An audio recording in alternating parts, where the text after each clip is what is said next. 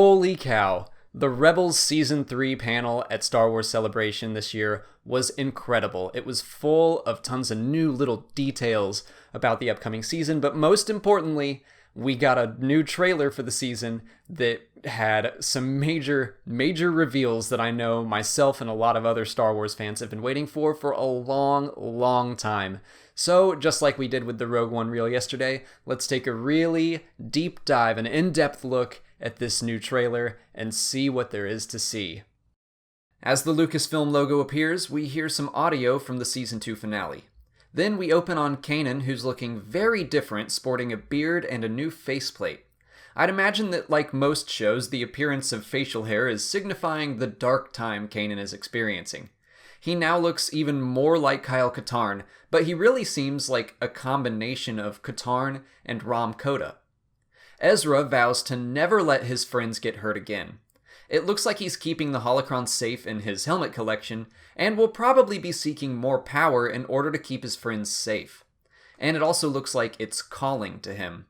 I think most of us expected him to be using the holocron, and it explains his more aggressive and violent personality that was shown in the recent clip. In voiceover, Kanan expresses his fear that the holocron is changing Ezra. I think it's strange that Kanan would let the holocron stay with Ezra. I'm guessing he keeps it hidden for a while, but Kanan eventually discovers it. Ezra remains stubborn and thinks the holocron will help them destroy the Sith. Kanan, in turn, says the holocron almost destroyed Ezra. The crew gets a message from the Sky Strike Academy stating that there are Imperial cadets that want to defect. I'm guessing this is Sky Strike Academy in this shot. One of those that wish to defect is none other than Wedge Antilles. Sabine is also in the shot, either infiltrating the group, or maybe this is a flashback to her time with the Empire. Maybe she knows Wedge.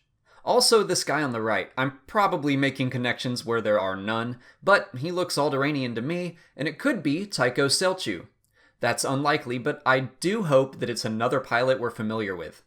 But staying on Wedge for a bit, we now have to look at the timeline. In Aftermath, Wedge claims to have worked for the rebel agent named Fulcrum, who we all know is Ahsoka. So has Wedge already been working with the rebels covertly? Or is this a hint that Ahsoka is still around? Or maybe Fulcrum is a widely used codename. There are a number of ways this could be answered, but I do hope it's addressed. Of course Hondo is back, but we already knew that from the previous clips. And in this shot we get to see everyone's modified looks. We've already covered Kanan, but Sabine's hair is different again. Zeb's armor has been reduced, Hera is now sporting a rebel rank, and Ezra, of course, is very different with new clothes and shorter hair. Hondo offers up intelligence on Reclam Station, which looks to be the home of a bunch of Clone Wars-era Y-Wings. In fact, the station looks like it might be a junkyard.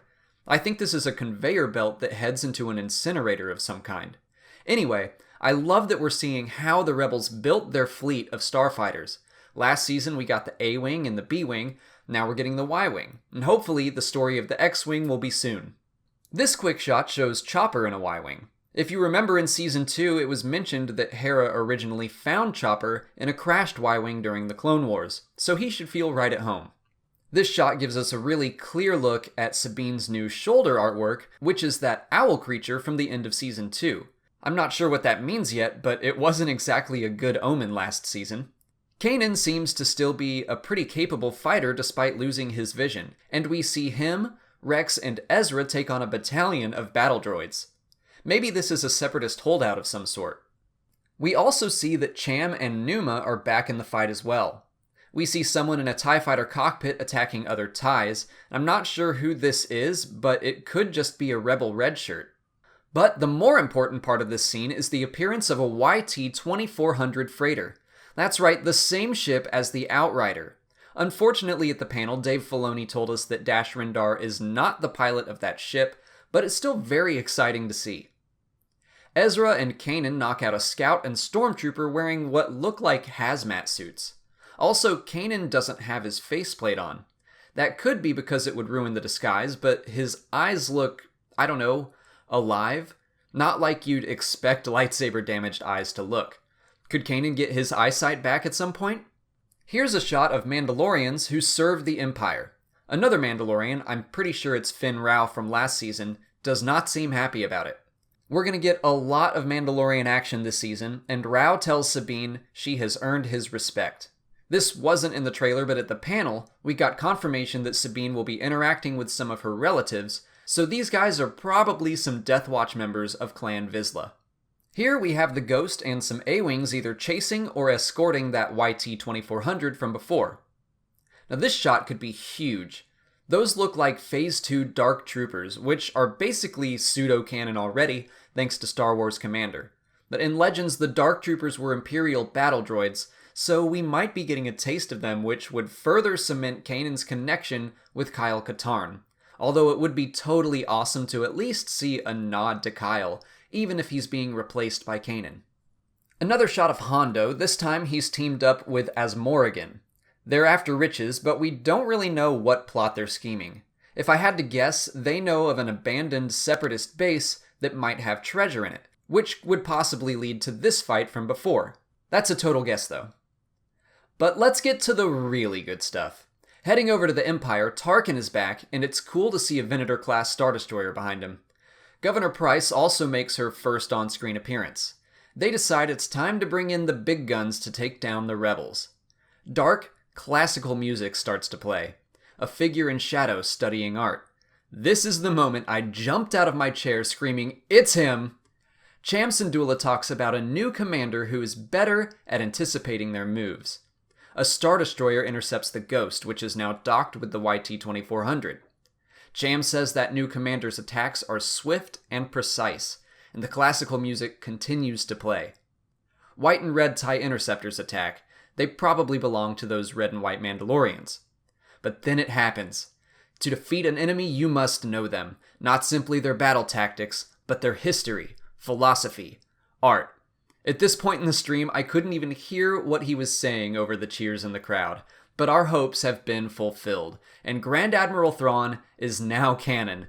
Not only that, but Filoni brought in Timothy Zahn himself to make sure the character was treated properly, and we'll be getting a new book by Zahn about Thrawn next April. I can't wait to see what else he brings back into the new canon. Maybe Captain Pellaeon? Pellaeon might even be in Rebels, who knows? If you don't know why I'm so excited about this, there's a link in the description to Thrawn's Legends story. But he seems like a very excellent translation of the character. I love seeing him study Sabine's artwork, and while Filoni did say things like the Salamiri would not be brought into the canon, this shot is a direct nod to them. Okay, I can't gush about Thrawn forever, so let's keep moving. Maul is back, and again, at the panel we were told that he views Ezra as a potential apprentice. At some point, he captures the crew of the Ghost to lure Ezra to him.